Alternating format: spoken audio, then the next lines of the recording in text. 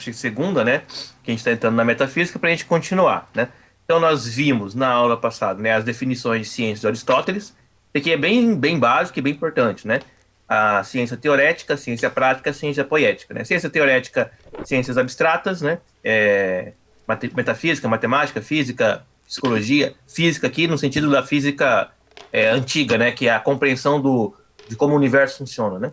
Aí as ciências práticas, que é a política e a ética, né? Que são ciências que servem para aperfeiçoar o homem, e as poéticas, que são as ciências que nós chamaríamos de técnicas, né? Que é agricultura, pecuária, marcenaria, são coisas que você mexe com as mãos, né? E tem como objetivo fazer determinados objetos. As ciências teoréticas, elas têm a característica de serem ciências inúteis para Aristóteles, né? Inúteis em que sentido? A finalidade delas é ela mesma, né? E não é outra. Quem aprende matemática não aprende matemática para uma outra coisa, a não ser pela matemática em si, segundo Aristóteles. Ah, mas eu posso querer aprender matemática para poder aprender física. Mas aí você, de alguma forma, degenerou o saber, né? Porque o saber da matemática é um saber que ele é tão sublime, né? E tão finalidade em si mesmo, que não haveria uma aplicação prática para ele que motivaria o conhecimento da matemática. E se precisar para pensar bem, né? Quem aprende matemática para alguma coisa acaba não estudando profundamente a matemática, né? Eu aprendo matemática para passar no vestibular. Passou no vestibular, você nunca mais vê, né? Aprende matemática para passar no concurso. Você aprende e nunca mais vê. Por quê? Porque você não tem um amor pela matemática, né? Você tem só uma relação de uso, né? E isso acontece com todas as outras ciências aqui em cima das ciências teoréticas, né? Se você ama uma ciência teorética, de fato você está tendo uma relação correta com ela. Se você a usa para um determinado fim, ela é um conhecimento que você está degenerando. Ideia aristotélica do que é a filosofia. A filosofia é um saber inútil, por quê? Porque você não estuda filosofia para um outro fim, a não ser para o conhecimento, né, para o saber. E se filosofia é amor ao saber, e eu estudo filosofia para saber, logo eu estudo filosofia pela filosofia mesmo, né? Porque é isso que é a própria filosofia. Então, entendendo que é saber inútil aqui. Não é saber que não serve para nada, né? É um saber que a utilidade dele está nele mesmo e não em outra coisa. Isso que significa ser saber inútil. Bom, aí ele vai dar algumas definições da metafísica, a gente vai ver cada uma delas pormenorizadamente, né? E vai chamar a metafísica de filosofia primeira, ou de teologia, ou de estudo da realidade que está acima das realidades físicas, né? Então, é aquela ciência teorética das mais abstratas, né? E das mais, hierarquicamente, né? A mais sublime, né? A mais maior. Bom, pergunta, né? Então, já comentamos sobre isso, né? Era um saber inútil, uma ciência que vale por si mesmo, e é a ciência livre por excelência, porque é uma ciência que não depende de outras ciências, é metafísica, né? Se você pegar, sei lá, né, a biologia, a ciência biológica, ela depende de conhecimentos matemáticos, de conhecimentos linguísticos, ou seja, toda ciência que depende de outras ciências para poder se estabelecer como ciência é ciência não livre, né? É ciência que é derivativa. A metafísica seria uma ciência livre. Nenhuma ciência humana conhecida dá fundamentos para a metafísica, a não ser a própria metafísica. E a partir da metafísica você fundamenta as demais ciências. Né? Essa é a lógica da ideia. Por isso que ele vai falar assim, né? Fala do Aristóteles. Todas as outras ciências podem ser mais necessárias ao homem. E aqui, claro, né? O Aristóteles está colocando. A metafísica não é necessária, ela é saber inútil, ela não tem utilidade, né? Então não é necessária ao homem. O homem pode viver, nascer, morrer sem saber nada de metafísica, mas se ele resolver saber, né, conhecer a metafísica, ele vai descobrir que ela é um saber superior a todas as outras ciências. Né? Ela não é a necessária, mas ela é superior a todas as ciências. E aí então ele vai propor, né, essa teoria das causas, que está fundamentada na primeira ideia de metafísica deles, né, que é a teoria da causa primeira, né, ou a teoria da causalidade. Isso aqui é importante para Aristóteles e vai ser questionado somente lá no século XVIII pelo David Hume, que ele vai fazer uma reflexão sobre isso aqui. O cara é bom, Mas hein? Aqui é um cara, apesar de ele ser meio ateu, agnóstico, coisa assim, né? Mas ele é bom, né? Ele é muito Céticozão, bom, né? né? Mas é. É bom, as ideias dele são bem interessantes, né? Como ceticismo, como ética cética, né? Como ética das paixões. A gente vai ver isso lá mais para frente. Bom, mas o que acontece aqui, né? O Aristóteles está olhando para a realidade, está vendo que algumas coisas elas permanecem, algumas coisas mudam, né? Algumas coisas permanecem, algumas coisas mudam. A ideia de ser e devir. Ser do Parmênides, devir do Heráclito. E aí ele vai tentar criar uma teoria para explicar por que as coisas permanecem e por que as coisas mudam. Quando ele cria essa teoria, ele desenvolve essas classificações de causas. Lembra que o Aristóteles está fazendo sempre isso, né? Ele está classificando as coisas, né? Então, ele desenvolve a teoria das quatro causas. Todas as coisas que existem possuem sempre quatro causas. E tudo que você for investigar, você deve investigar a partir das quatro causas. Se você não sabe as quatro causas de alguma coisa que você está investigando, você não conhece ela prioritariamente e minimamente para começar a conversar. Então, as quatro causas são a causa formal, que é a essência das coisas, ou seja, quero começar a investigar o que é esse animal aqui que late. Primeira coisa, então, você tem que entender qual é a essência desse animal que late, né? Qual é a essência dos cachorros, o que é a cachorricidade, né? Essência, forma, né? Aquilo que dá identidade de gênero a todos os cachorros, né? Genérica, né?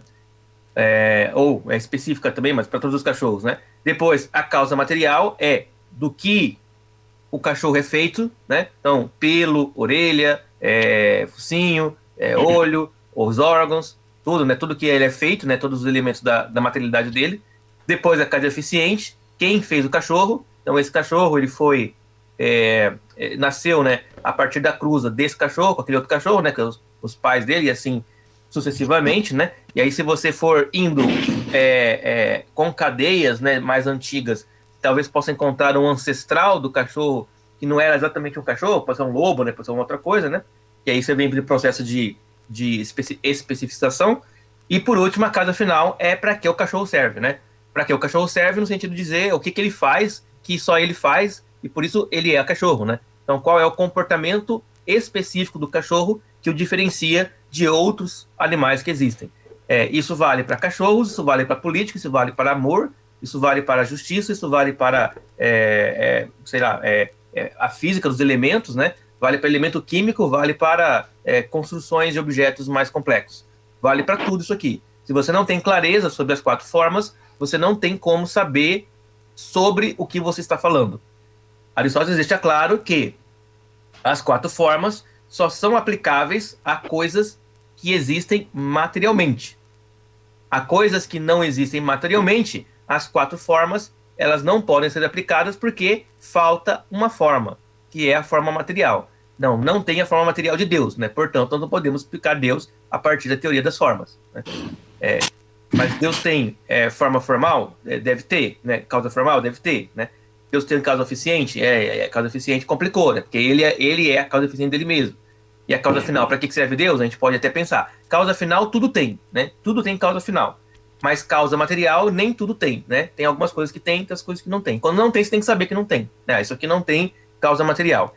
Se não tem causa material, ele é um conteúdo eminentemente teorético, né? É abstrato. Se não tem causa material, não dá para você fazer uma física dessa investigação. Aí ela vai ter que entrar em categorias mais conceituais, por exemplo, como a metafísica, que é o caso, por exemplo, dos conceitos, né, de amor, justiça e tal, né? Eles não têm causa material, mas eles se materializam em determinados elementos. Então, por exemplo, num tribunal de justiça, quando o juiz, né, ele dá uma sentença que ela é justa, ali há uma materialização da justiça, né? Mas ela não ali não há a justiça em causa material, mas uma materialização da justiça, né?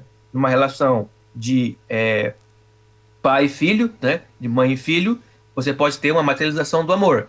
E aí você vai ter que fazer a categorização, né? Que tipo de amor é aquele, né? Mas aqui então está o primeiro passo que Aristóteles dá para poder compreender a realidade empírica, né? A realidade palpável, que é a percepção das quatro causas. A de causalidade é muito importante, né? Bom, e aí a gente terminou aqui na última aula dizendo que a metafísica é a ciência do inteiro, né? A gente leu esse pedaço aqui de uma citação de Aristóteles, né? Que a metafísica, ela se preocupa com uma compreensão mais conceitual, e quando você fala de conceito, fala assim, ó, eu quero entender o que é a humanidade, ao invés de querer entender o que é o Fred. O Fred é um indivíduo da humanidade.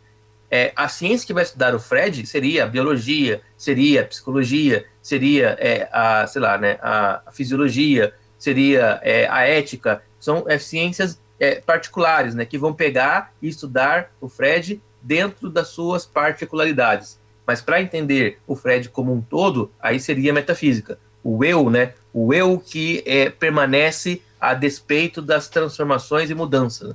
Quer dizer, num sentido biológico, todo ser humano, a cada tantos anos, ele é outro, né? Porque todos os átomos do seu corpo mudaram, né?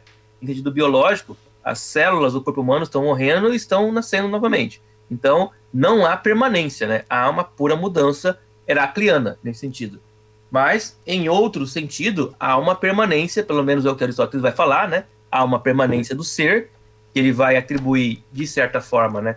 A uma abstração, né? A abstração do que é o ser da pessoa, a alma humana. Lembrando que Aristóteles, ele não vai concordar, nem discordar, ele não vai conseguir provar filosoficamente, dentro da filosofia dele, que a alma é imortal, mas ele fala que a alma, ela é uma permanência em relação ao corpo. Ele não diz que a alma é imortal no sentido que a alma ela existia antes do corpo, né? Ele não consegue propor, né, essa teoria. Ele vai dizer que a alma ela pode ser infinita, vamos dizer assim, no sentido de durar, né, para sempre, mas que ela não tem ele não conseguiu desenvolver um raciocínio que dava para ele a segurança de dizer que a alma ela era infinita para trás também, né? Ou seja, para que ela era eterna, né? Que é a ideia do Platão, né? Que as almas são eternas, né? Isso não é um grande problema para o Aristóteles e também não vai ser um grande problema para a escolástica, porque várias teorias escolásticas vão dizer que as almas foram criadas por Deus, né? E existe também várias vertentes teóricas dentro da concepção cristã de que a alma também poderá deixar de existir de alguma forma, né? E parece que há alguns fundamentos para isso. Claro que não é majoritário, mas também ela existe, né? Então, esse pensamento do Aristóteles ele não é tão problemático assim, mas ele está discordando do Platão nesse sentido, né? Para o Platão, as almas são imortais, eternas e, enfim, né? Estão reencarnando. Bom, aí nós paramos aqui, lá naquele texto, naquele lá, e a gente agora entra aqui, né? Então, aqui o Aristóteles ele começa a dialogar com a história da filosofia. E se você pega o livro da Metafísica, né? Eu vi até que o Lê não pediu lá no grupo, né? O livro da Metafísica. Né? Então, se você vai ler... Hã? Até agora nada, os caras Até são agora brutos, nada. acho que não tem não, porque quando tem eles jogam rapidinho. Você tem que pegar a Metafísica do Giovanni Reale, né? Que é aquele azulzão, né? Que ele tem o melhor, né?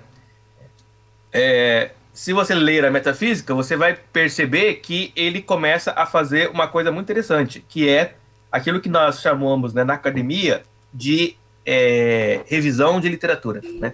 Ou o estado da arte, né? Status questiones, que é o quê? É pegar a opinião de todos os caras que falaram antes dele.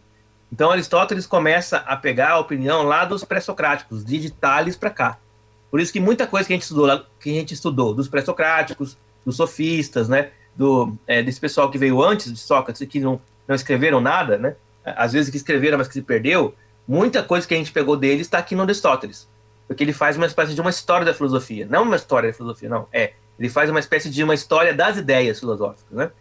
Eu quero falar sobre as essências, mas quem falou primeiro sobre isso? Aí ele vai lá no Parmênides, né? Ele vai lá no Heráclito, e ele vai puxando esses caras, né, para poder dialogar com eles. Foi uma persecução, né? É, de alguma forma, porque o Aristóteles tinha, né, provavelmente acesso a esses textos, né? Eles não tinham se perdido ainda na época, né? De outra forma, porque as ideias desses caras estavam frescas, né? Ainda na época do Aristóteles, né? De alguma forma, as pessoas deviam falar sobre isso também, e por isso ele tinha acesso, né, a essas reflexões. E aí ele faz esse trabalho, que é um trabalho que até hoje todo trabalho científico é isso, né? Todo trabalho científico, quando você vai fazer uma análise de algum fato, né, de algum dado, você vai fazer primeiro uma revisão de literatura, ver quem falou sobre isso antes, tentando fazer esse mapeamento, persecução, né? Esse mapeamento, né, das ideias, para saber o que é que já foi produzido até aqui, para você primeiro não inventar a roda, né? Não acabar falando, né, aquilo que outra pessoa já falou e aí tornando seu trabalho inútil. E segundo, para você avaliar como é que essas pesquisas eram feitas para falar, não, olha, eu vou continuar nessa mesma linha ou eu vou propor um caminho, né, um método diferente para esse objeto, já que esse método que foram propostos agora, ele não se mostrou muito interessante. Mas Esse é sempre livro aqui, importante. cara, é exatamente assim. Esse livro aqui, ó, A Heresia da Ortodoxia. Uhum, Ele começa a fazer exatamente essa persecução. Ele fala, pô, mas o que que era heresia desde lá dos tempos antigos? Mas isso. como é que a igreja está hoje? A igreja se comporta como as heresias antigas? Aí, ó, fulano de tal falou isso, o outro falou isso, outro falou isso. E aí ele propõe uma ideia. Perfeito, né? Isso aí é basicão. Você pega qualquer dissertação, tese de doutorado, é assim, né? O primeiro capítulo dela é basicamente a citação de vários autores, né? Cada um num cada parágrafo, um a cada dois, três parágrafos, né? E aí ele começa a dialogar, autor com autor. Então o Sartre falou isso, o Ramos falou isso, sei lá, né? O Zé das Couves falou isso aí. Ele vai pegando todos os caras, né? Para Uhum. montar vamos supor assim, para mostrar para você, olha, a pesquisa tá nesse pé aqui, ó. E agora a minha contribuição, capítulo 2, né? Minha contribuição é essa. Aí ele começa a fazer o trabalho dele, né? Então, ó, isso aí foi meio que inventado por Aristóteles, né? Ele foi o primeiro cara a fazer isso, claro, né? Sem sistematização acadêmica, né? Porque não existia na época também disso. Mas ele foi o primeiro a fazer isso. Já é uma coisa incrível, né? Bom, ele então vai pegar lá os eleatas, né? Os eleatas são o Parmênides, né? O Zenão, aquele pessoal lá, né? Da escola de Eleia, né? E ele vai dialogar com os caras, né? Ele vai falar assim, olha, é, eu vou discordar do Parmênides aqui nesse ponto, né? Por quê? Porque o Parmênides, né, afirmava que o ser é uno, o ser é uno, né? E aí o Parmênides tinha aquela ideia, né, do ser uma coisa, né, algo que é uno, indivisível, eterno, imutável e sem fim, infinito, né? Essa era a ideia do Parmênides, né? Do ser. O ser é isso, né? O ser na sua mais alta complexidade, né? Já tem essa ideia de infinito que ela é uma ideia que Aristóteles não concorda com ela, né? Aristóteles não concorda que exista um negócio chamado infinito. Por que ele não concorda?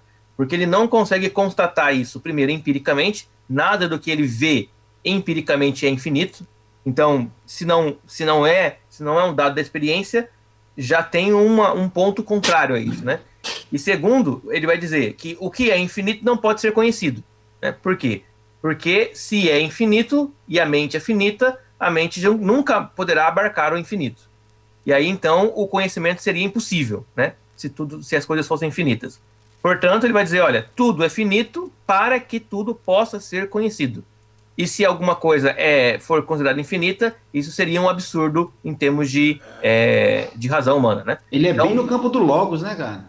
bem no campo do logos, do conhecimento, né? E está preservando o conhecimento, né? Fala assim, não, ó, o universo é infinito. Bom, se o universo é infinito, então você nunca vai conhecer ele. É isso, né? Você nunca poderá, se o universo é infinito, você nunca poderá fazer nenhuma afirmação sobre o universo. Nenhuma, nenhuma. O universo é infinito, por logo ele é caótico. Não, mas como é que você sabe se ele é infinito? O universo é infinito, logo ele é ordenado. Não, como é que você sabe se ele é infinito? O universo é infinito, logo existe tantas galáxias. Mas como é que você sabe se o universo é infinito? Existem tantas estrelas, como é que você sabe se o universo é infinito? Então, você não pode fazer nenhuma afirmação sobre algo que é infinito. Nenhuma, nenhuma. Por quê? Porque toda vez que você fizer uma afirmação, você vai estar falando, olha, até onde eu observei é isso, mas tem um monte de coisa que eu não observei que eu não posso ter certeza. Então, Aristóteles achava que isso seria o fim do conhecimento, né? Atribuir infinitude a alguma coisa é impossibilitar o conhecimento. Por isso, para Aristóteles, o infinito é absurdo, né? É só uma forma de falar, né?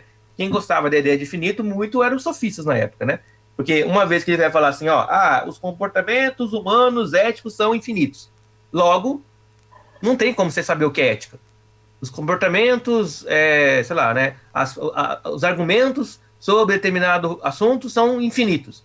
Logo, você não vai ter como saber todos os argumentos. E aí, sempre haverá dúvida da argumentação. O Aristóteles está querendo fugir disso, né? Então, ó, infinito é uma ideia absurda, né? E essa ideia do absurdo, do infinito, ela vai permanecer de Aristóteles até o fim da Idade Média, até o Renascimento, até o começo do Iluminismo, né? Ou seja, vão ser mais de 2000 anos da ideia clara de que infinito é uma coisa absurda. Somente do Renascimento, Iluminismo para frente, começa a se atribuir a ideia de infinito ao universo, né? Principalmente o Newton faz isso, né? Ele atribui a ideia do universo infinito, e aí começamos a lidar com o infinito como uma coisa mais comum, né? Mais presente. Mas o Aristóteles jamais concordaria com isso, né? Ele nem concorda que os números são infinitos, né? Ele fala, não, existe uma quantidade infinita de números, finita, né? Não sei qual é essa, mas tem que ter, caso contrário, nós não poderíamos conhecer, por exemplo, a matemática. Tá claro isso? 5/5. Beleza.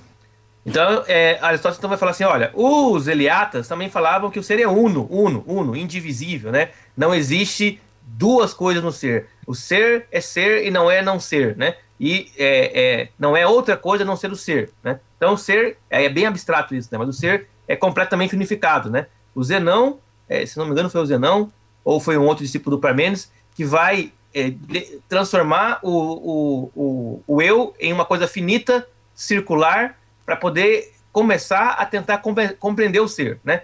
O ser não é infinito, ele é finito. Ele é como se fosse uma esfera perfeita, né? E aí, então, ele dá a limitação, que é importante, né? Para poder propor conhecimento, né? Mas ele ainda é uno, né? E os eleatas vão dizer, não, o ser é uno. O Aristóteles vai falar que não. O ser não é uno. O ser possui múltiplos significados. A não ser que ele seja puro nada, segundo Aristóteles. Mas existe algo que é puro nada para o Aristóteles, né? O Aristóteles vai falar assim, olha, não existe. Por que não existe o puro nada? Porque o puro nada não pode ser pensado. Se o puro nada não pode ser pensado, ele não tem como existir, uma vez que, se ele existe, eu não poderei jamais dizer que ele existe, né? Se você parar para pensar assim, feche os seus olhos, né, e pense em nada, né? Pense em alguma coisa que é nada. Você vai pensar numa coisa preta, numa coisa branca, você vai pensar no universo, no vácuo, mas tudo isso que você acabou de pensar é alguma coisa, né? Não é nada. Tudo é alguma coisa, né? Tudo tem um conteúdo. Portanto, o puro nada não existe. Ele só existe na linguagem, né? Ele só existe como palavra, mas como realidade, não. Portanto, nada do que existe é, de fato, unificado, uno, né? Ele é plural, né? E aí, quando a gente vai para a fé cristã, a gente fala que Deus não é uno, Deus é triuno, né? Ou seja, isso aqui cai como uma luva, né? Na percepção cristã. Que não é um monoteísmo monolítico, né? Mas é um monoteísmo triúnico. O que Aristóteles parece que já intuía, de alguma forma, dizendo, olha, se Deus ele existe, ele também não pode ser uno.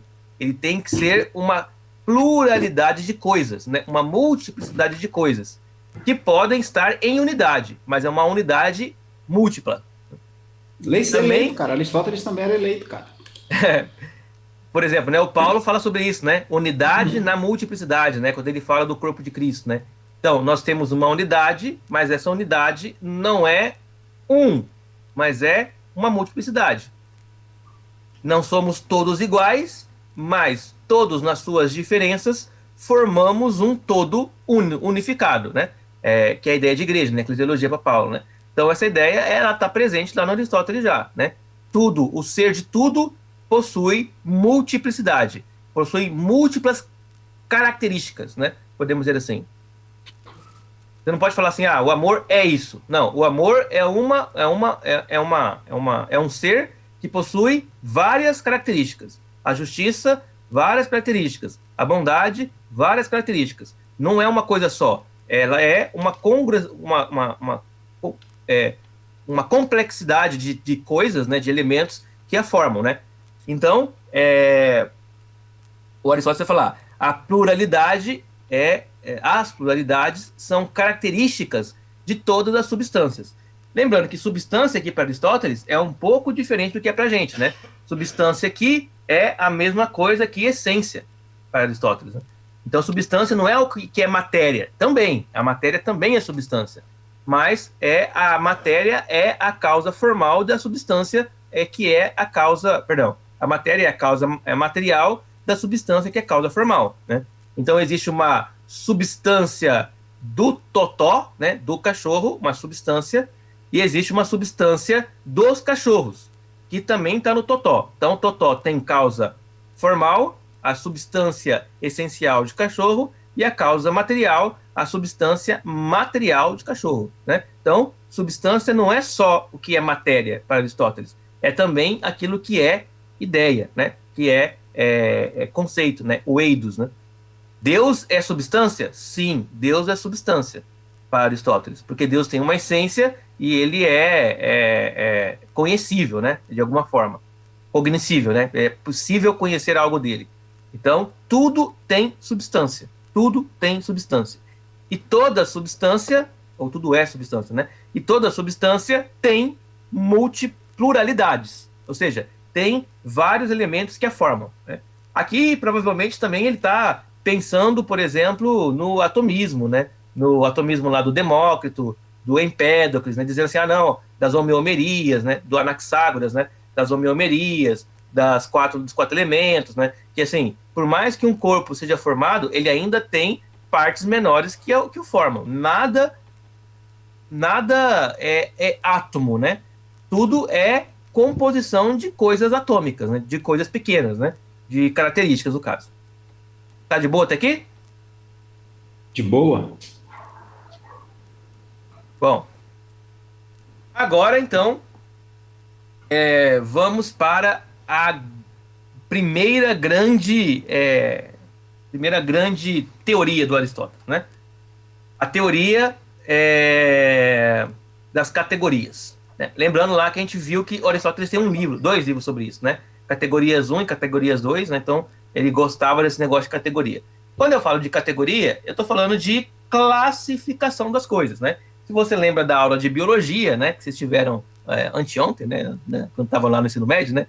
Vocês vão lembrar, né? Daquela classificação dos seres vivos. Né? Quem vai lembrar de quê, cara? Ninguém ensina isso no ensino médio, não. No ensino público, não, cara. Entendeu? Não tem, né? Ninguém ensina Não, mas isso, tem não. sim. Tem sim, né? Ninguém só ensina, né? Reino, filo, né? Reino, filo, classe, ordem, família, gênero, espécie. Eu lembro da classificação, mas porque eu estudei por fora, não foi porque eu aprendi na escola, não, velho. Pelo menos em algum momento da escola, algum professor deve pelo menos falar, isso aqui existe, né? Mas é isso, ou seja, essa classificação, né, ela é o resultado moderno, né, mais moderno, né, mais aprimorado do que o Aristóteles fazia. O Aristóteles fazia isso, classificação de coisas, né? Então, quando o Aristóteles ele vai investigar alguma coisa, né, ele vai observar que tudo aquilo que existe, além das 4 causas, né, das 4 causas, que é o que explica o devir e o ser, essas coisas elas têm pluralidades de características, né? Então aqui ele vai falar que existem 10 características que todas as coisas devem ter. E quando você vai analisar essas coisas, você tem que conseguir descrever as 10 categorias. Essas 10 categorias são 10 por quê? Né? Porque o Aristóteles provavelmente tem uma certa influência aqui do pensamento pitagórico. E no Pitágoras, o 10 é um número perfeito. Né? Lembrando lá do triângulozinho, né, que você coloca lá 4 bolinhas, né? 4 bolinhas, aí você coloca 3, né, nos espaços que sobram, aí você coloca 2 no espaço que sobra e 1, né? Então fica 1, 2, 3, 4. E aí você soma tudo, dá 10, né? Ou seja, seria o número perfeito que forma o triângulo perfeito, né? O 10 é um número místico, né? É um número especial. Então Aristóteles parece forçar a ideia de que exista 10 categorias.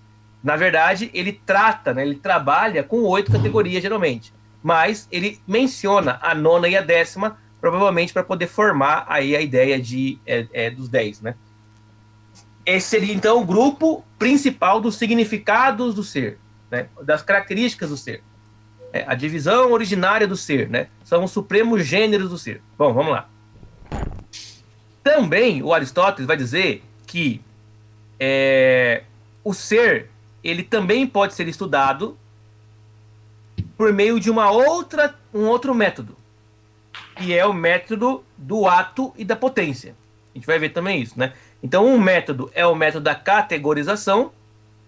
Essas categorias são essas 10 aí. Eu já vou aplicar para vocês visualizarem, né, como elas funcionam, né? Mas também tem esse método do ato e potência, né? Ou seja, é um outro método para explicar como as coisas elas se movimentam, né? Como elas se transformam. Uma outra forma de você fazer a análise do ser é a análise do ser como um acidente. Aí é o que nós chamamos de necessidade e contingência. Essas palavras todas são importantes. A gente vai lidar com elas mais para frente com calma. E o último é a ideia do ser verdadeiro, né? Que é da onde ele tira o chamado princípio da não contradição, né? Ou o princípio da identidade unívoca. Uma coisa só pode ser ela mesma, não pode ser outra coisa. Ou seja, o não ser é falso, né? Porque só existe o ser. Então, o A é igual a A e não é igual a B. O B é o não ser do A. E em relação ao A, o B ele não é ser, né? Por quê? Porque o A é ser. Se o A é ser, o B é não ser. O B sendo não ser, não tem referência com ser, portanto ele é desprezado e o que é igual a A é A. É claro que aqui eu fiz só um exercício lógico, matemático, com letras, enfim, né? Mas só para a gente poder visualizar. Fala, se homem é mulher, mulher não pode ser homem, entendeu? Já pronto. Ó, isso aí, por exemplo, né? Por exemplo. Então, homem é homem, homem não é mulher, né? Isso é princípio de identidade unívoca. O problema desse princípio aí, e é essa uma outra contribuição do David Hume, né? É que o David Hume vai falar assim, olha, o que o Aristóteles está falando aí só vale para coisas ideais. Na matéria, não vale. Você pega um pedaço de madeira, né? Esse pedaço de madeira, ele é uma cadeira? Não. Pode ser, né? Pode ser. Ele é uma arma? Pode ser. Pode ser, né? Ele é lenha? Pode ser. Então ele vai falar assim, ó, nos fatos da experiência não existe princípio da não contradição. O Hume vai falar. Uma coisa material, empírica, ela pode ser coisas diferentes. Nas ideias, aplicar para homem. Homem pode ser mulher? Pode? Ele vai falar que sim, se você puder transformar aquilo que é masculino em feminino. Isso o Hume falando em 1700, né? Em 1711, né? Uhum. Então ele falou assim, ó, porque o ser, né? A ideia de homem não pode se transformar na ideia de mulher. Não pode. A ideia, né? Mas a materialidade de um homem pode se transformar na materialidade de uma mulher ou de qualquer outra coisa. Se você tiver, por exemplo, né, como modelar o corpo, né, sem, sei lá, né, fazendo costuras, né, e tal, né, você pega lá um ser humano lá, né, um corpo de um ser humano e você faz um processo de empalhamento onde você coloca pelo, né, coloca dente e tal, e você transforma ele, sei lá, num lobo, né, é possível, né, é possível, mas assim, em termos de identidade de ideia, ele não deixou de ser homem. Mas em termos de matéria, ele deixa de ser porque a matéria ela não tem identidade unívoca. Isso é o que o Hume vai falar, ok? Ninguém é perfeito, né, cara? Mas o Hume também tem certa razão, né? Tem certa razão. Você pega, por exemplo, um objeto que você usa para uma coisa, você pode usar para várias outras coisas, né? Até determinado ponto tem, mas aí não é conseguir um homem ou uma mulher, vamos mudar todo o fenótipo, mas o genótipo vai continuar o mesmo, né? Então, é porque o Hume também, né, não conhecia, sim, 1700, né? Sim, 1700. Por isso, entendeu, essa diferenciação. Então, mas até onde ele podia... Ele tem uma certa lógica até certo ponto, né? Depois... mas aí não pode culpar o cara de não saber o que ele não podia saber, né? É porque eu gosto dele, né? Eu gosto do pensamento dele. Então o Hume tá certo, dentro do horizonte, né, de conhecimento que ele tem, né? Ele tá certo, né? Bom, vamos lá então. Então, vamos para as 10 categorias de Aristóteles, né? Aqui nós vamos mostrar como elas funcionam. O que são as 10 categorias de Aristóteles, né? São 10 perguntas que o Aristóteles vai fazer para alguma coisa que ele está pesquisando. Ele já sabe quais são as causas, as 4 causas, né? Mas agora ele quer saber o que é o ser daquela coisa. Então, eu estou investigando o Tiago, né? O Tiago, quais são as 4 causas do Tiago? Causa formal, Tiago é homem. Causa material, Tiago é composto de osso e de osso, carne e sangue. Causa eficiente, o Tiago ele é o resultado do espermatozoide e do óvulo do pai e da mãe. Causa final, o Tiago ele sei lá, ele é um ser humano que tem inteligência, portanto ele desenvolverá essa inteligência, ele tem determinadas habilidades que ele deve desenvolver para poder demonstrar que a sua finalidade era aquela, né? Era aquela de desenvolver ao máximo as suas habilidades inatas, né? Que é o que Aristóteles chama de virtude, né? Então, causa final de todos os homens é conhecer, né? É o intelecto, porque todos os homens se caracterizam pelo intelecto. A causa final do Tiago, especificamente, provavelmente é alguma coisa relacionada com ser maluco e pular de paraquedas toda hora, né? Então, ir atrás do que é eleição, entendeu? Vai ficar e martelando na até que cabeça eleição. dele. É a causa final, né? Se o Thiago não fizer isso, ele não encontra sua finalidade. Aí ele é um ser inútil que não prestou para nada, porque o universo fez ele para isso, né? Então, a ideia é isso, né? A ideia é você encontrar a causa final, né? A causa final dos homens é sempre muito difícil, né? Por quê? Porque a causa final dos animais é dada pela natureza, né? O peixe, a causa final do peixe é nadar. E o peixe nada. Então, ele cumpre a sua finalidade, né? E bem, né? E muito bem, né? Muito melhor do que qualquer outro bicho, né? A causa final de uma ave é voar, né? A causa final de um sapo é sapear, né? E a causa final do homem, né? É humanizar, né? Mas humanizar Fazer é uma coisa merda. muito complexa. Fazer Oi? merda, entendeu? Fazer merda, né? Fazer merda. Então, ser humano é uma coisa muito complicada, né? Porque não é dado ao ser humano pela natureza aquilo que ele deve ser, né? Não é dado, né?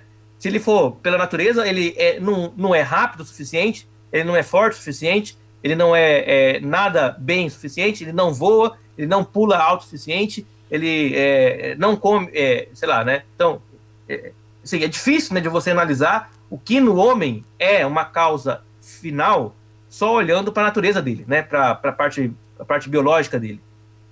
Por isso Aristóteles vai falar, não, o homem ele é um ser dotado de alma e a sua causa final deve estar na alma dele, né? E aí a alma tem a ver com a ética e a alma tem a ver com a intelecto, né? Olha, isso conversa com o cristianismo bem, hein? Conversa, né? Daí a dignidade do ser humano é uma dignidade totalmente diferente dos animais, né? Essa ideia de veganismo, né? De você respeitar o animal, né? Isso é uma coisa absurda para Aristóteles, né? Não, animais são seres inferiores, né? Você pode amá-los, né? Respeitá-los, mas nunca, nunca com a dignidade do ser humano, nunca, nunca. Né? E aí você vai, então, o ser humano, para Aristóteles, ele tem 2 finalidades fundamentais, né? Uma finalidade que ele chama de dianética, e a outra finalidade ética, né? A finalidade ética é a felicidade, eudaimonia, né? A felicidade. E consiste, para Aristóteles, em você viver uma vida equilibrada, né? Razoável, entre 2 extremos, né? Essa é a finalidade ética dos homens, né? E a finalidade dianética é o conhecer, ou seja, todo homem ele foi criado para a filosofia, né? Para filosofar, para conhecimento. Se o homem ele busca conhecimento, ele cumpre a sua finalidade também dianética. Lembra que para Aristóteles, então, a finalidade do homem não é ser alegre, né? Não é ser satisfeito. A felicidade humana consiste em o humano alcançar o máximo de perfeição que ele conseguir, né? E o máximo de perfeição humana é viver bem em sociedade e ser inteligente, né? O homem é um animal político, portanto ele tem que viver bem em sociedade e para isso a ética. Isaac, eu perguntei rapidinho, na aula, na aula semana passada com o Leandro Lima, sabe quem é o Leandro Lima, né? Sei. Lá do Tudo Reformado de São Paulo. não, tô confundindo então. É aquele que tem doutorado em Apocalipse, entendeu? Ele é presbiteriano, ele é professor do Andrew Jump. Você tá fazendo aula com ele? Tô. Ele, o Nicodemus e aquela outra galera de lá, né? Do Jumper. Andrew Jump, Aí eu perguntei para ele, porque a gente estava estudando sobre a criação no início ali, né? Aí fala do mandato, da relação do homem com Deus por via de pacto, da relação do mandato espiritual, social e cultural, Uhum, né? Aí eu fiz a seguinte pergunta para ele. Eu falei assim, reverendo, olha, partindo do princípio que o mandato cultural, né, e a cultura, ela diz respeito à formação do indivíduo, e isso tem impacto direto na sociedade, né? Qual é o papel da igreja, ou se a igreja falha a não falar disso, no que tange à guerra cultural, de valores invertidos, né? Aí eu perguntei isso para ele, ele disse, olha, a igreja não tem essa missão aí não, é função da igreja. Eu não gostei da resposta dele não, porque foi muito assim, superficial, e não me pareceu fazer muito sentido, né? A igreja só tem uma missão que é pregar o evangelho, e aí a pessoa é transformada e ela já muda a sociedade. uhum. Aí eu não cheguei a questionar mais não, né? Deixei, porque era muita gente para perguntar, pô, mais de 200 cabeças na sala de aula, aí não dá para ficar debatendo, né? Então você pergunta, espera a resposta, aceita ou não aceita. Aí ele me respondeu isso, eu achei muito superficial a resposta dele. Porque a ideia dele, né, era de que uma vez, como aquele, o argumento do dominó, né?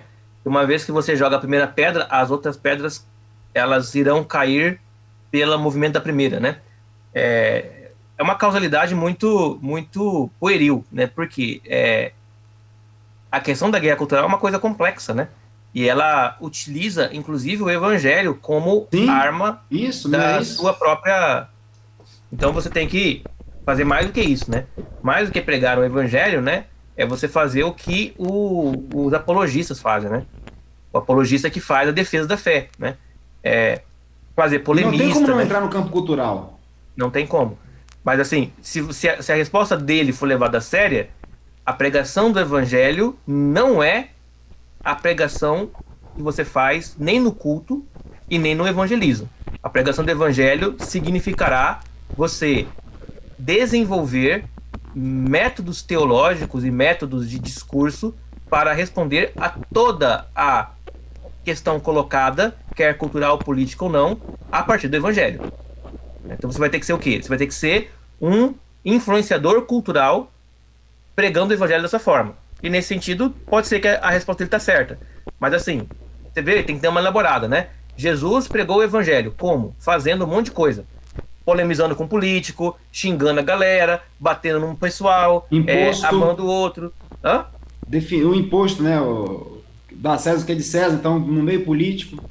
Dialogando com economia, dialogando com Uhum. todas essas questões. Então, a pregação do evangelho consiste em você falar publicamente não sobre o evangelho, mas sobre mas a partir do evangelho sobre todas as coisas, né? Isso aí, né? Eu achei assim muito superficial. Ele fala que não, a igreja não tem essa missão, não tem que desenvolver nada. Aí eu assim, Isso é absurdo. aí o reverendo lá, Wagner da Igreja Presbiteriana Central, quando ele veio aqui em casa, ele perguntou para mim, eu falei, pô, eu gosto muito de política e teologia, só que, pô, uma hora não vou dar conta das duas ao mesmo tempo.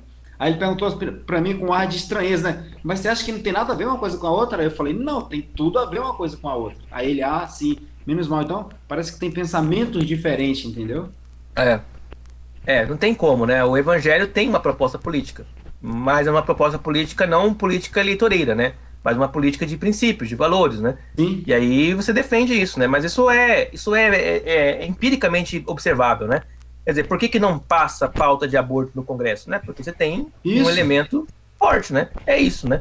Agora, se você, não, mas não vamos falar sobre aborto na igreja, então. Porque aborto é um tema político. Não, isso é um absurdo, né? Vai ter que falar sobre qualquer coisa, né? Falar sobre corrupção, falar sobre tudo, né? Então, eu acho que o caso é você falar sobre tudo a partir do evangelho, né? A partir do evangelho. Não usando a Bíblia, né? Mas usando os princípios, os valores, né, do evangelho, né? Essa é a melhor forma Sim, de você evangelizar. é o que o Gruden fez, ele escreveu 2 livros sobre política e economia à luz da Bíblia, entendeu? Ele partiu do princípio bíblico, do evangelho, para desenvolver. É, isso mesmo. Bom, então, em termos então de classificação, o que que ele vai fazer, né? Bom, eu falo assim, ó, é,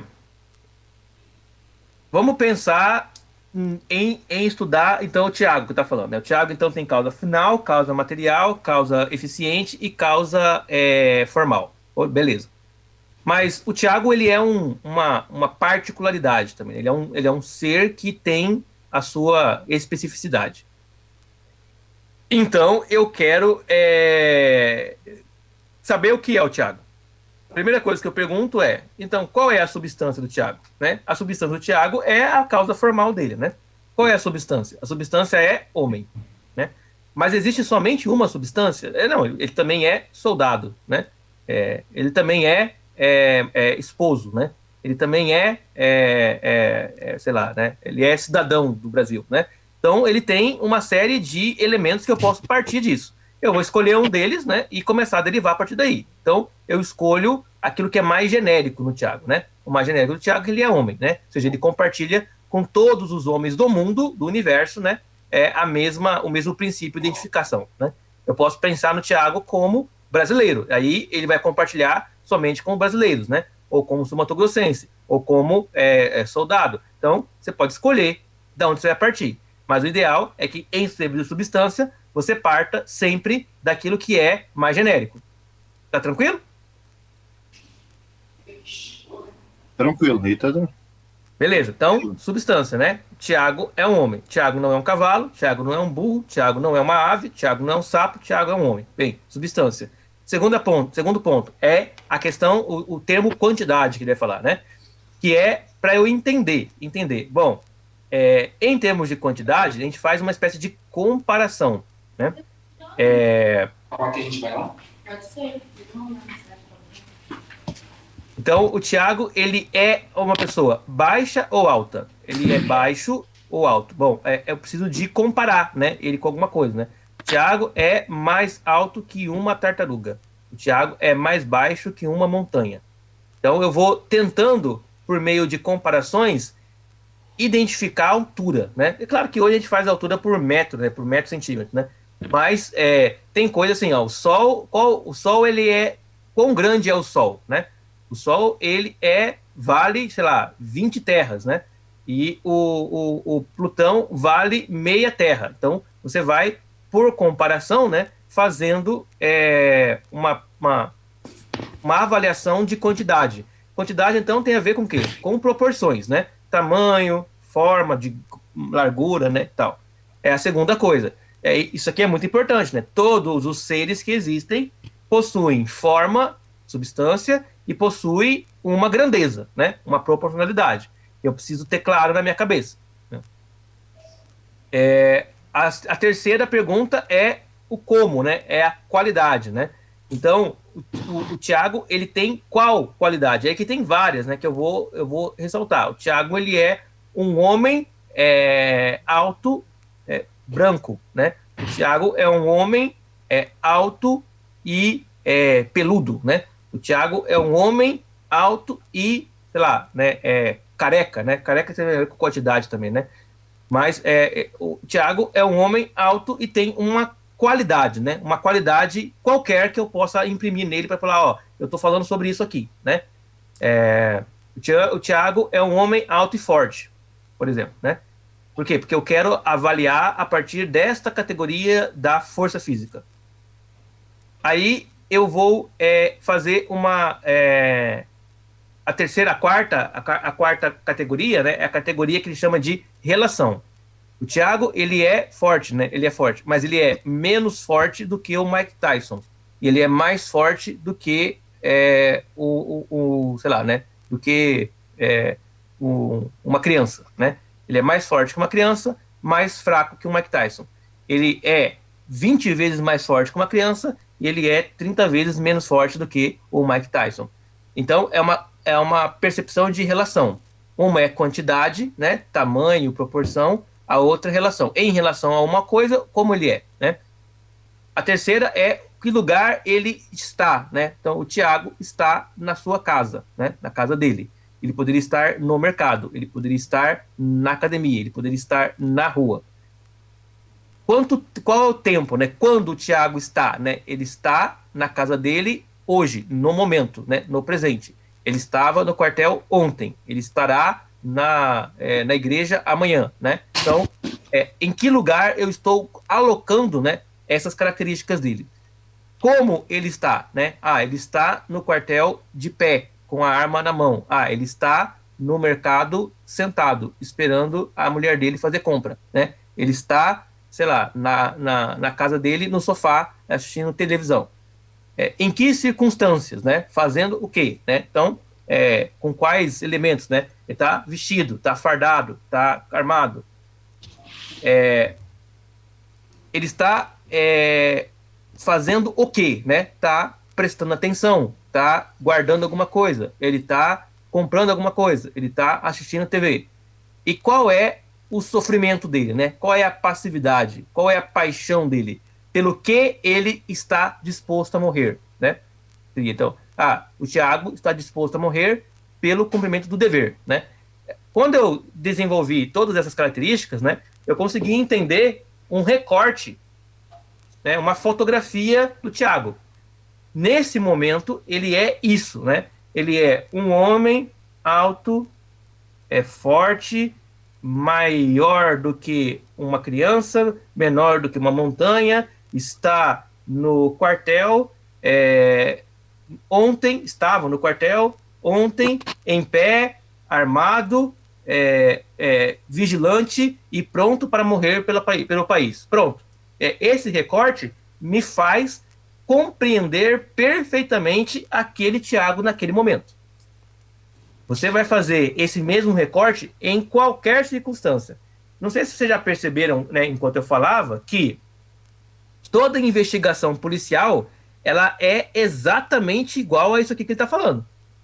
Ou seja, quando o policial vai fazer uma investigação sobre um crime, ele vai perguntar onde estava, com quem estava, o que estava fazendo, o que estava vestido, o que estava pensando, o que ele poderia fazer, sei lá, quem ele era, né? Ou seja, são perguntas que você faz para tentar ter uma visão clara e objetiva de uma realidade presente. É a base da ciência forense, então, né? O que nós chamamos de ciência forense, né? E é uma série de categorização, é o que ele só está falando aqui. Mas aqui você pode fazer isso com tudo, né? Ou seja, você pode aplicar a ciência forense em tudo. Em uma palavra, num texto, em um objeto, em uma pessoa, em uma situação, né? Você vai falar assim, o governo Bolsonaro é melhor ou pior do que o governo Lula? Aí você tem que pegar e fazer a categorização, né? Porque aí você tem que falar, bom, ele é pior ou melhor em que, né? Em que ponto, em que situação, em que relação, em que característica, em que qualidade, em que estado, em que hábito. Quando você vai fazendo tudo isso, né? Você chega a um recorte tão pequeno que você pode criar, né, uma comparação mais equiparente, né? Equiparada, né? E mais, assim, eficiente nesse caso, né? Você comparar duas coisas parecidas, né? Da mesma espécie. Se você não faz isso, você pode comparar coisas de espécies diferentes. Por exemplo, é muito difícil de você fazer uma avaliação.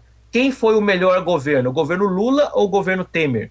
Você fala assim, o governo Lula teve 8 anos, o governo Temer teve 2 anos, né?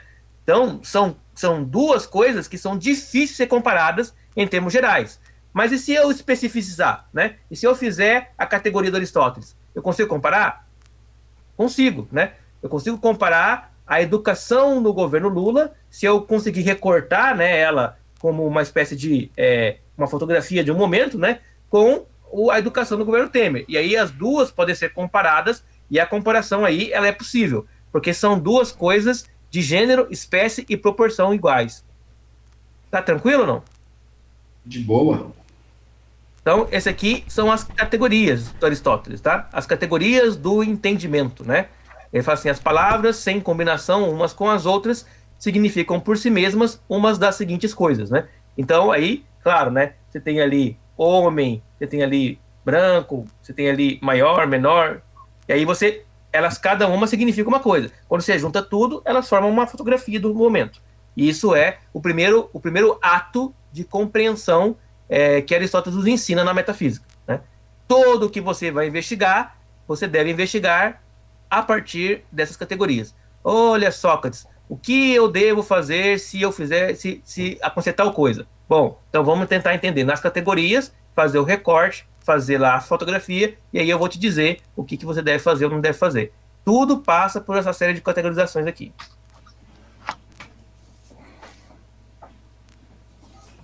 Bom, vocês viram lá, né, que a primeira categoria é a categoria substância, né? Substância. E aí aparece um problema que o Giovanni Reale vai nos informar. O problema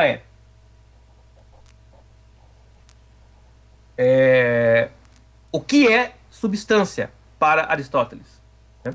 Bom, aqui há uma diferença entre a substância para Aristóteles e a substância para Platão.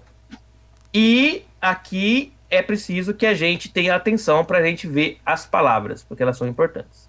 Bom, primeira coisa. Né?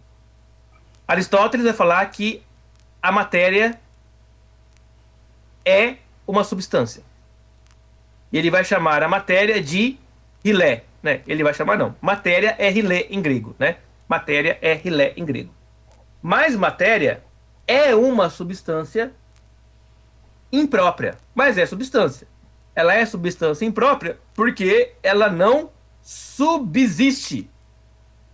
Ela é substância no recorte do tempo, mas não é substância no recorte da eternidade. A matéria, ela está mudando, então ela é uma substância, mas não uma substância de qualidade superior, mas uma substância imprópria. E nesse caso, a hilé funcionaria como uma espécie de substrato da forma. O que é forma? Forma é essência. Então a hilé é uma derivação da essência. A essência de cachorro forma por derivação a hilé, a matéria cachorro. O cachorro material é uma derivação da essência de cachorro. Ele é substância? É. Ele é substância durável? Não, é imprópria. Mas como é que eu entendo que existe uma substância de cachorro? Aristóteles vai falar, olhando vários cachorros. Eu olho vários cachorros, identifico neles uma semelhança, essa semelhança é aquilo que nós chamamos de matéria, aquilo que nós chamamos de essência, que é a substância própria. E esses cachorros aqui, bom, como eles vão desaparecer uma hora, eles são substância imprópria, mas também é substância. Para Platão, você pensaria, né, a ideia de cachorro e depois você aplica aquela ideia pensada aos cachorros reais. Para Aristóteles, você olha os cachorros reais e a partir deles você abstrai o cachorro ideal. São dois caminhos contrários que chegam ao mesmo resultado. Mas o Platão, ele detestava a ideia de matéria. Né? Para ele, a matéria era ilusão, prisão do corpo, prisão da alma, uma coisa detestável. Né? O Aristóteles, ele é apaixonado pela matéria. Não, a matéria é algo incrível, porque é dela que vem o conhecimento. O Aristóteles aqui, ele está sendo absolutamente empírico. Né? Empírico. É pela experiência real das coisas que eu conheço aquilo que está por trás dela, né? Aquilo que está suprassensível, né? Que é... Isso aí também conversa com o cristianismo, Aristóteles. Rapaz, os dois conversam, né, cara? De maneira diferente, né, velho? Na tentativa e erro, o que eu falei, né? Os dois, eles são, vamos dizer assim, um está meio que causando o outro, de certa forma, né? Aí é teoria das causas, né? A forma, Platão e Aristóteles é a mesma, a forma é a mesma, a matéria é diferente, né? E o Aristóteles o Platão é a causa eficiente do Aristóteles, né? Dizemos assim, sem o Platão, o Aristóteles não seria o que ele é, certo? E a finalidade das duas teorias é a mesma, é a compreensão do universo. O que nós temos aqui, então, é uma diferença de causa eficiente, né? E uma diferença de causa material, porque a causa formal e a causa final, no caso dos dois, é a mesma. Tá tranquilo isso? Sim. Sim? Uhum. Deixa eu ver se eu posso fazer um outro exemplo. Se você pensar, né, em duas religiões diferentes, então você pensa assim, por exemplo, no cristianismo e na Umbanda, né? Cristianismo e na Umbanda. Assim, ó, a causa formal, a essência do cristianismo, ela é diferente da essência da Umbanda. Diferente.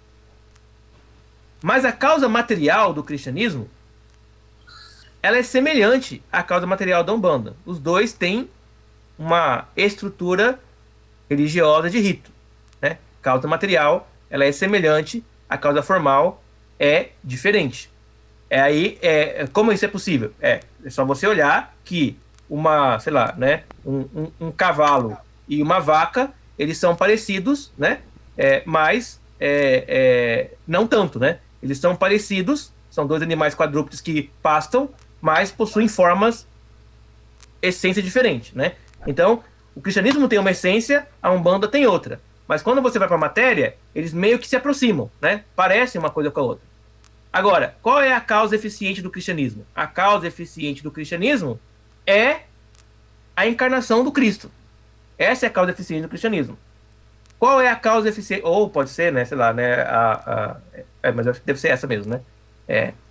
Mas pode ser, sei lá, né? A mensagem do Evangelho, né? A mensagem do Evangelho é a causa eficiente do cristianismo. E qual que é a causa eficiente da Umbanda? É a tradição dos povos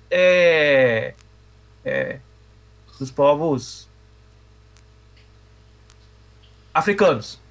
E qual é a causa final do cristianismo? A causa final do cristianismo, para que o cristianismo serve, né? O cristianismo serve para a salvação das almas.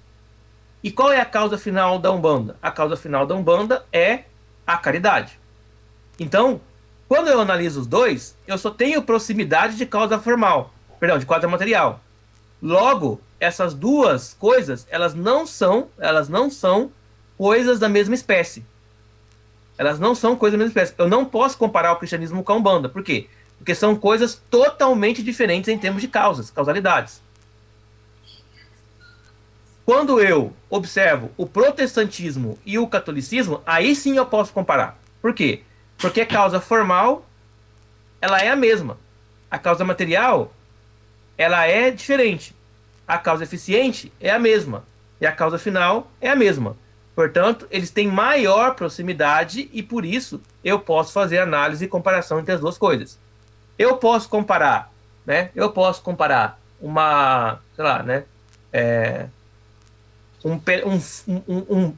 um fígado, né, com uma pedra. Eu não posso, por quê? Porque causa formal é diferente, causa material é diferente, causa eficiente é diferente, causa formal é diferente. Eles são tão diferentes que eles não pertencem à mesma espécie, nem ao mesmo gênero de coisa. Portanto, não há comparação entre uma coisa e outra. A única coisa que são parecidas entre os dois é que os dois são concretos, né? Os dois são matéria. Mas a matéria é tão diferente que não há comparação. Então você só pode comparar o que é semelhante. O que é de semelhante, não há comparação. Ficou entendível isso? Tá de boa, alto e claro. Beleza. Além da rilê, que é a matéria, existe a morfê, que é a forma, né? A forma.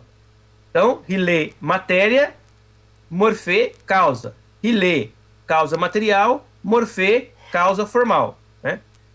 A morfê é aquela que realiza a matéria e constitui aquilo que é cada coisa, ou seja, a essência. Então, veja, se eu tenho uma árvore plantada, essa árvore, ela é materialmente uma árvore, só que ela pode ser, em essência, muita coisa. Ela pode ser, em essência, uma cadeira. Por quê?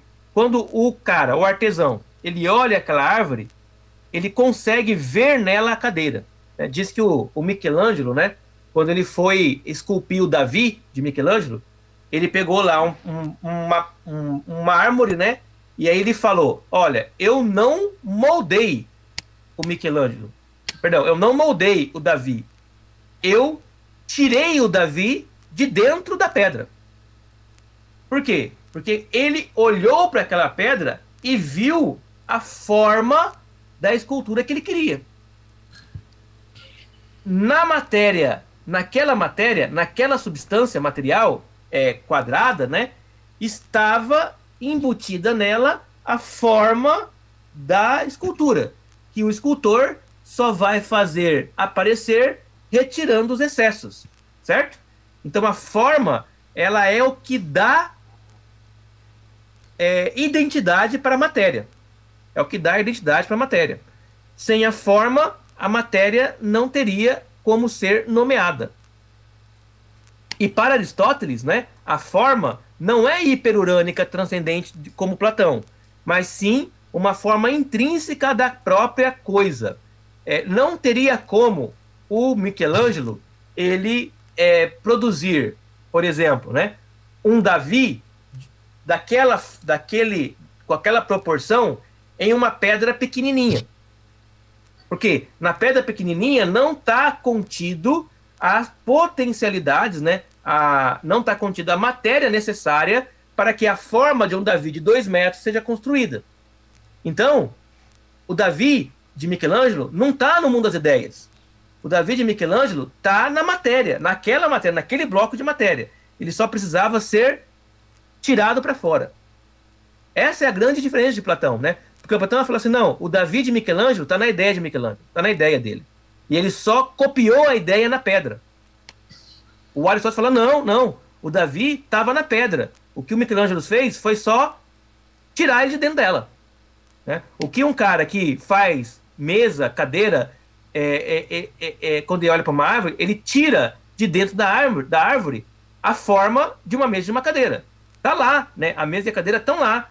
Ele só tira para fora. A matéria, ela não tem uma identidade própria. Ela só tem a identidade que a forma dá para ela. Então ele olha para aquela árvore. Bom, nesta forma, isto aí é uma árvore. Mas eu posso pegar e tirar dela uma outra forma que está presente nessa árvore também.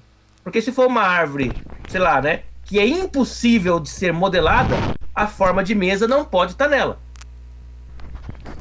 Beleza. Tranquilo? Com esse exemplo aí ficou mais claro ainda.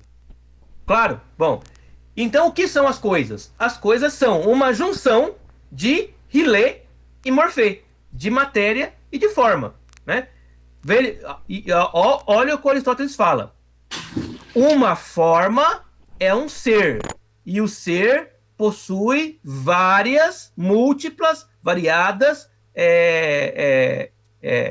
identidades, né? Variadas maneiras de se apresentar. Eu olho para um bloco de pedra, eu vejo uma coluna, eu vejo uma escultura de pessoa, de ave, de pássaro, eu vejo muitas coisas ali. As formas são múltiplas. A matéria, ela é uma, mas as formas são múltiplas. E eu posso dar formas diferentes para uma mesma matéria.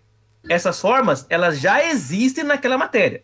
Então, o que o Aristóteles faz é juntar as duas coisas e dizer, isso é um sínolo, né? Sínolo vem de sim, né? Unir, né? E daí ele cria uma teoria, uma palavra, né? Que é a chamada teoria do rilemorfismo. O que é o rilemorfismo? É o que o Aristóteles chama de ser das coisas. Ele fala assim, olha, as coisas não são essência. As coisas são rilemórficas. Elas são matéria e essência junto.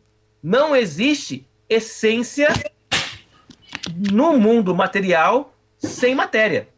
O que o Platão queria que existisse, né? O Platão queria que existisse a ideia perfeita, independente da forma. O Aristóteles falou assim, não existe isso. O que existe a ideia perfeita independente da substância, né? Independente da matéria. O Aristóteles fala, não, existe a matéria. E a partir da matéria, eu vou abstrair formas. Sem os sentidos, é impossível conhecer a realidade. O Platão dizia, os sentidos são o caminho do engano, da ilusão. O Aristóteles fala, sem os sentidos, não há certeza de nada. O Platão fala, para aprender filosofia, você deve aprender geometria, matemática. O Aristóteles fala, matemática é chato. O que você tem que aprender é biologia, escultura, artesanato. O que você tem que fazer é experimentar o mundo, experimentar comidas, experimentar viagens, ver a realidade. Porque quanto mais coisas você vê, mais a sua mente está cheia de dados da realidade que poderão fazer você entender melhor o que é a realidade. O Platão, ele não conseguia pensar, por exemplo, em uma coisa muito complexa. Por quê? Porque ele dependia só de ideias abstratas. O Aristóteles, ele consegue pegar coisas diferentes, juntar numa coisa só e pensar em algo mais complexo. Porque a complexidade da realidade é justamente você colocar coisas diferentes juntas, né, e de alguma forma harmonizá-las. Você coloca borracha, você coloca combustível, você coloca metal, você coloca plástico, você coloca tecido, você vai formando um carro. Um carro é uma coisa muito complexa. Você acha que você poderia, sei lá em 1000 antes de Cristo, ter a ideia de carro, né? Não tem como. Mas, quanto mais você experimentasse coisas materiais, mais a ideia do carro poderia ir se montando na sua cabeça. Né? Descobri a borracha. Bom, eu posso fazer a pneu. Descobri o plástico, né? Ou a lataria. Aí eu posso fazer aqui, e aí você vai montando as coisas, e aí você vai construindo. Aí, por que eu não posso fazer um carro hoje de fibra de vidro, né? Eu posso fazer um carro hoje de, sei lá, né? De qualquer outro elemento aí que puder. Eu só posso fazer isso se eu tiver contato com esse elemento. Então, o conhecimento vem por meio da experiência. Tá tranquilo? Tá de boa. E aí, às vezes, eu fico perguntando o seguinte: tudo é uma guerra também, né, cara? É uma guerra de politicagem barata. Eu vejo muitos médicos defendendo, nessa situação que a gente passa agora da fraudemia aí, defendendo o tratamento antecipado com medicações que empiricamente estão dando certo, mas que não foram testadas. Entendeu? Então o médico fala: olha, eu estou na linha de frente todo dia e eu garanto que a experiência que eu tive foi muito boa. Mas aí tem uma outra raça aí, que é aquela raça dos iluminados, que está proibindo porque não tem nenhuma comprovação, não foi feito nenhum teste científico, ou seja, desprezando completamente a parte do empirismo. Porque nós temos no mundo moderno uma separação, né, entre aquilo que é ciência e aquilo que é prática, o que é absurdo para Aristóteles. De onde deriva a ciência? Da prática. Né? Pois é, mas o empirismo não seria uma forma de uma base para um método científico? Sim, em Aristóteles sim, né? Em Aristóteles, em Francis Bacon, sim. Agora o problema é que tipo de experiência, né? Que tipo de experiência? Porque o que está acontecendo aí é uma narrativa, né? Os dois são ciência, em termos gerais, né? Mas existe uma hierarquia das ciências aí. Sim. Então, a ciência que tem o experimento mais controlado, em tese, seria superior à ciência que tem o experimento menos controlado. Qual é o problema disso? O problema é que, no experimento controlado, você lida com uma generalização, né? No experimento menos controlado, você lida com especificações. Então, assim, neste caso específico, tal coisa funcionou. Mas isso é um dado da ciência? É da ciência experimental, específica. Dá para generalizar esse dado? Para generalizar esse dado, eu teria que continuar experimentando ele e rebuscando a experiência, até chegar num dado geral, né? O dado geral é aquele dado que vem por meio do cientista do laboratório, né? Esse é o dado mais genérico, né? E o dado específico é aquele que vem pelo médico lá que está fazendo tratamento do paciente. Os dois são ciência, mas eles hoje estão colocados em categorias, em hierarquias diferentes, né? Um vale mais do que o outro, pelo seu caráter generalista. Agora, assim, vamos dizer que a finalidade desta ciência é produzir o quê? Qual é a causa final? Salvar as pessoas. E se está salvando a pessoa e está cumprindo a sua causa final, então não há hierarquia. Certo? A finalidade de ambas é salvar as pessoas. Se o médico que faz o tratamento lá, está salvando pessoas, e se o cara que está fazendo lá a pesquisa está salvando pessoas, os dois estão cumprindo a mesma finalidade. Se a finalidade da ciência é a mesma para os dois, a causa material também é a mesma, a causa eficiente também é a mesma, a causa formal também é a mesma, os dois são ciência do mesmo jeito. E se o que não está usando está matando pessoas, o que não está usando acaba deixando... Aí a causa final está sendo negligenciada. Portanto, eles não são a mesma coisa.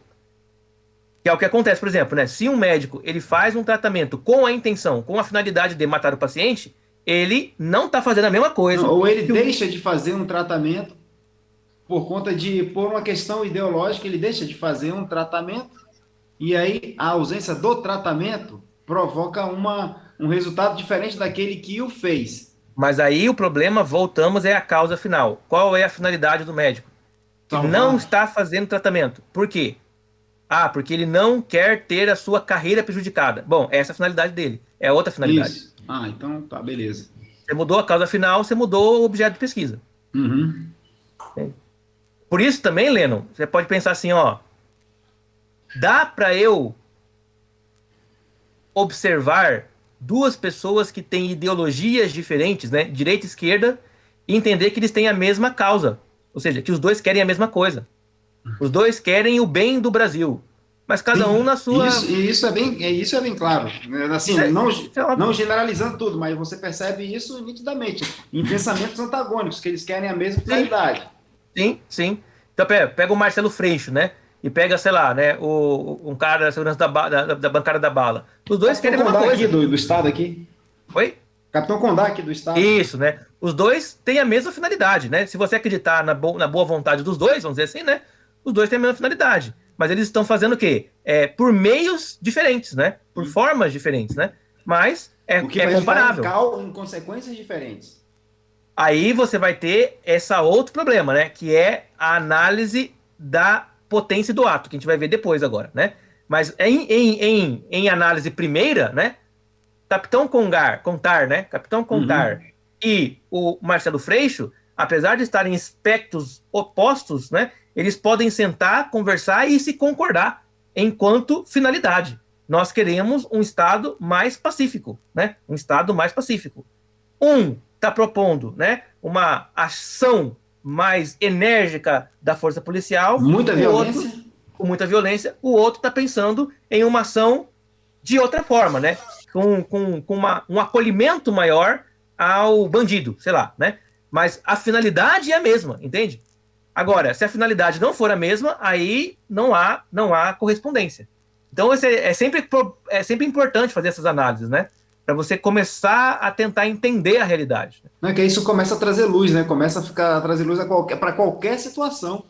É isso aí. Para qualquer situação, isso começa, a finalidade, eles querem isso, pô, também querem, mas os meios são diferentes. Aí você começa a categorizar e entender onde está o ponto de fragilidade de um e onde está o ponto de fragilidade do outro. E aí pode haver concordância, né? Concordância. E aí vem para a ética, né? Você pode pensar assim, né? A mulher tem casal, né? Que quando começa a brigar e vai separar. Cara, os dois querem a mesma coisa. Os dois querem um casamento tranquilo, né? Mas os dois ficam brigando. Porque os dois não se entendem. Porque os dois não compreendem que a causa final é a mesma para os dois. E aí vem o pastor, né? E começa a conversar um com o outro. E vai retirando, né? Os elementos que são discordantes para ficar só com a causa final. Que é, ó, vocês dois não querem ficar juntos? Queremos. Então, dá para fazer as concessões, né? Dá para fazer os acertos. Dá para a gente mudar a causa material, né? E chegar a uma causa final comum, e aí você consegue resolver o problema, né? Ou seja, tudo é uma questão de percepção. Se um casal ele tem causas finais diferentes, é impossível que dê certo o casamento. É impossível. Por quê? Porque cada um vai para um lado diferente. Mas se os dois conseguem encontrar uma causa final em comum, aí é possível, né? É o que nós chamamos de projeto de família, né? Ó, eu tenho um projeto de família, né? Eu quero construir um lar, com uma casa, com uma mulher, com um filho. Isso é um projeto de família. Se é comum, vai dar certo. Agora, não, eu quero sair pelo mundo, viajar e conhecer a realidade, né? A outra, não, eu quero estabilidade e uma vida corriqueira e cotidiana. Bom, é difícil, né? Porque as finalidades são muito diferentes, né? Alto e claro. Mas nem tudo é sínulo, diria o Aristóteles, né? Por exemplo, Deus não tem matéria, portanto, Deus não é hilemorfismo, né? Deus o sínulo é, portanto, um tipo de substância que é menor do que a substância que é pura forma, né? Pura forma, ou pura essência. Portanto, olha só o que ele vai falar, né? O amor matrimonial é um símbolo, porque ele depende de matéria, né? Então, de duas pessoas, né? Que se estabelecem como amantes, um amante do outro, certo? Esse é o amor matrimonial. Esse amor é um símbolo, porque ele depende da existência da forma do amor e da existência da matéria dos amantes. Símbolo, certo? Esse amor matrimonial ele é menor do que o amor. Porque o amor, ele não tem matéria. Ele é forma pura. Então, o que o Aristóteles está falando? Algumas coisas são sínolos. E se elas são sínolos, eu devo entender os componentes. Algumas coisas não são sínolos. E aquilo que não é sínolo só pode ser forma pura. Não existe matéria pura. Toda matéria tem forma. O que existe é forma pura. Forma pura que é coisa sem matéria. Mas é a pergunta, né? Como é que eu sei que existe forma pura? Se eu uso os meus sentidos para encontrar a realidade e encontrar a sabedoria e o conhecimento.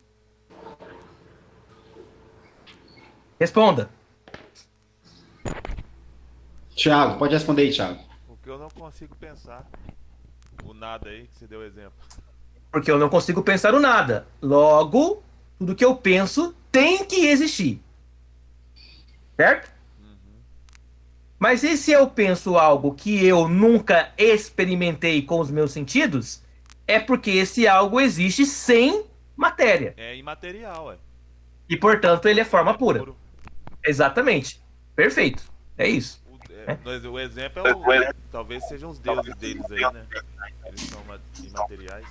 Os deuses dele, então. Mas os deuses deles têm matéria. Os deuses gregos, né? Eles têm matéria, Deus né? dele, do Platão, do Aristóteles, porque eles Isso. igual a gente acredita.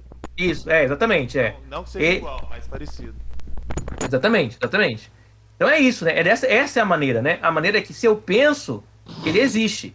Mas se eu não experimentei nada, de onde veio esse pensamento? Ele veio de algo que existe. Esse algo que existe, que não tem matéria, só pode ser forma pura. Daí vem a ideia, né? O Aristóteles vai dizer assim, ó, e eu chego às ideias por meio de um processo que ele chama de abstração, né? Eu olho para a realidade concreta e abstraio dela uma ideia a partir do que eu vejo. Eu olho os casais se namorando, né? Eu olho uma mãe e um filho se relacionando, eu olho o pai e o filho, eu olho dois irmãos, né, que se amam, e eu abstraio dessas relações o conceito de amor, né? Eu sei que tem uma coisa ali presente em todos eles, né? E essa coisa que é o amor, eu abstraio. E eu sei que eu posso pensar nela independente daqueles casais, daquelas pessoas, daqueles pais, daqueles filhos, daqueles irmãos. Esse é o processo de abstração, que é o que o Fred falou agora, que é a minha capacidade de pensar nas coisas. Eu não posso pensar em algo que não exista. Que não exista. Ah, mas eu pensei num dragão. Esse dragão ele existe enquanto ideia, né? Ele existe enquanto forma. Ele não existe enquanto matéria, mas enquanto forma ele existe. Tá tranquilo? De boa. Eu só tô com dúvida esse material aí, ao contrário do Healy lá que você falou, da matéria. O imaterial, ele não é Rilê, né? Ele é o Rilê, né? Rilê é o não matéria. Veja, Deus não tem matéria para Aristóteles, né? E seria muito difícil de tentar explicar para Aristóteles o que é Cristo. Muito difícil, né? Não, Cristo é o Deus material. Não, peraí, mas Deus não pode ter matéria. Como Deus tem matéria? Bom, se ele tem matéria, então ele é hilemorfismo, né?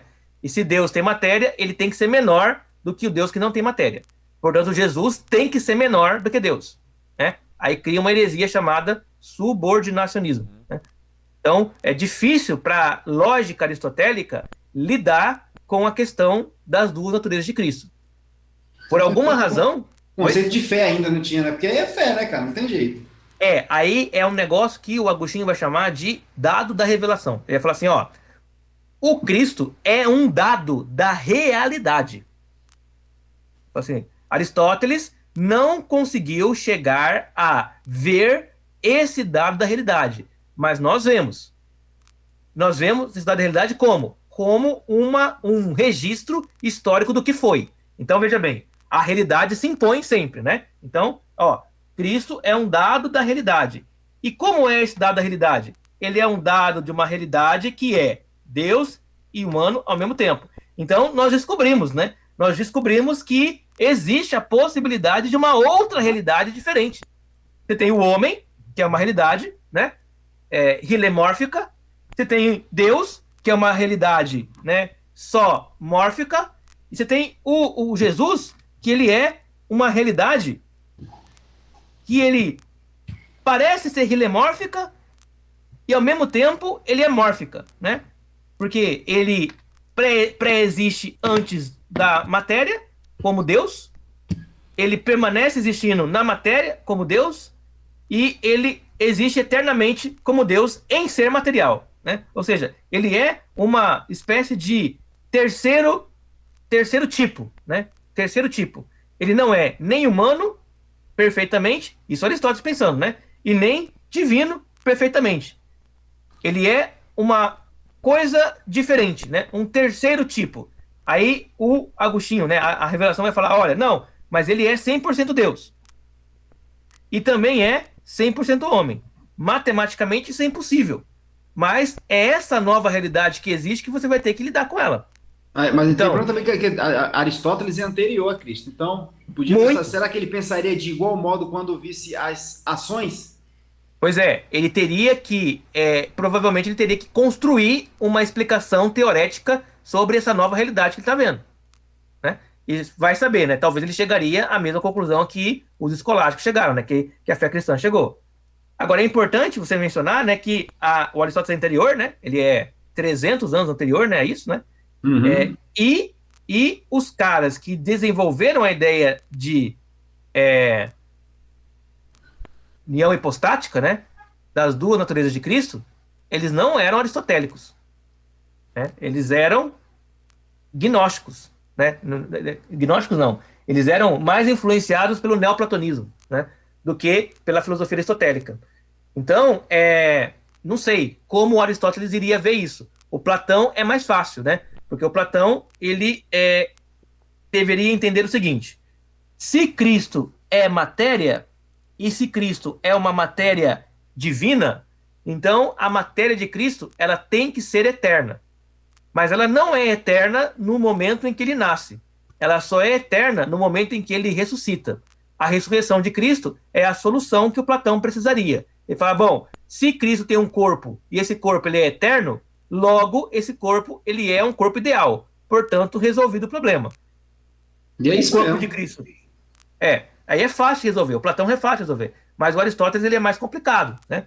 Por quê? Porque o Aristóteles ele está falando, olha, se existe uma junção de corpo, de matéria e forma, esta coisa juntada, ela é menor do que algo que não é juntado. Então, para Aristóteles, Cristo tem que ser menor do que Deus. Menor do que Deus. Por quê? Porque Cristo é limitado, né? Isso é limitado. Aí, o Aristóteles iria ter que lidar com a realidade do corpo glorificado. E talvez aí ele criasse uma outra teoria, que ele não conseguiu criar porque ele não teve essa experiência. Ô Zac. Pode falar. Só para entender aqui. Então, quando eu tenho uma substância menor, né? Você falou que é imaterial, ela não tem os outros dois? O material não vai ter, né? Que é o Healy. E nem Isso. a forma, então. Ou tem a Tem. essência? Ele tem forma. Deus tem forma. E por isso, Deus é maior, porque ele só tem forma. Ele não tem matéria. Beleza. Agora, forma, cuidado, né? Forma aqui não é forma. É essência, né? Isso, é essência. Entendi. Aí você vai falar, qual é a essência de Deus? Aí, olha só como o Aristóteles usa, se fosse o Platão, né? Qual é a essência de Deus? A essência de Deus tem que ser uma só, né? A essência de Deus é a divindade, né? É a divindade. O Aristóteles fala, não, a essência de Deus não é a divindade só, ela é múltipla. Então, a essência de Deus é amor, é justiça, é paz, é benignidade. Ou seja, o Aristóteles fala assim, olha, a essência de Deus congrega todas as perfeições do mundo. E aí, daí que ele vai tirar a ideia de motor imóvel, né? Ou seja, Deus é o ser em que tudo é perfeito. E o que é tudo? Todas as coisas. Então, tudo que é imperfeito está longe de Deus. E quanto mais imperfeito estiver, mais distante de Deus está. Show.